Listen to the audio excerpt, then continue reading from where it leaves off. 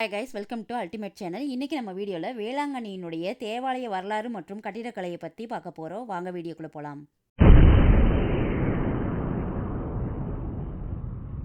கிழக்கின் லூர்து என்று அழைக்கப்படும் வேளாங்கண்ணி தேவாலயம் இந்தியாவில் உள்ள கத்தோலிக்கர்கள் மிகவும் மதிக்கப்படும் புனித யாத்திரைகளின் ஒன்றாகும்.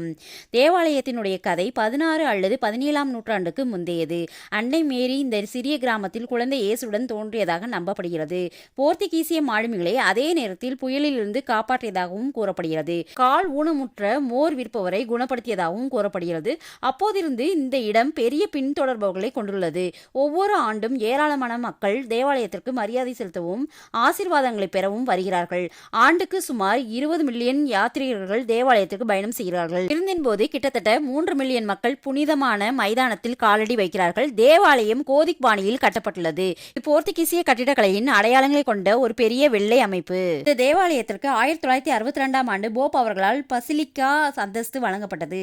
ஒரு காலத்தில் ஓலையால் வேயப்பட்ட தேவாலயம் இப்போது ஈர்க்கக்கூடிய கட்டிடமாக உள்ளது. இந்த தேவாலயமானது இந்தியாவில் உள்ள பல கத்தோலிக்க சமூகங்களுக்கு ஒரு ஆன்மீக கலங்கரை விளக்கமாக உள்ளது. வேளாங்கண்ணி தேவாலயத்தில் ஒவ்வொரு ஆண்டும் 10 நாட்கள் நீண்ட விருந்து நடத்தப்படுகிறது. இது நகரின் மிக முக்கியமான திருவிழாக்களில் ஒன்றாகும். மேலும் இதில் பங்கேற்க மக்கள் அருகிலிருந்தும் தூரத்திலிருந்தும் பயணிக்கின்றார்கள். திருவிழாவின் தோற்றமானது 16ஆம் நூற்றாண்டை சேர்ந்தது. அதன் பின்னர் இது ஒவ்வொரு ஆண்டும் மிகுந்த உற்சாகத்துடன் ஏற்பாடு செய்யப்படுகின்றது. ஒவ்வொரு ஆண்டும் ஆகஸ்ட் மாதம் 29ஆம் தேதி கொடியேற்றத்துடன் விழா தொடங்கப்படுகிறது.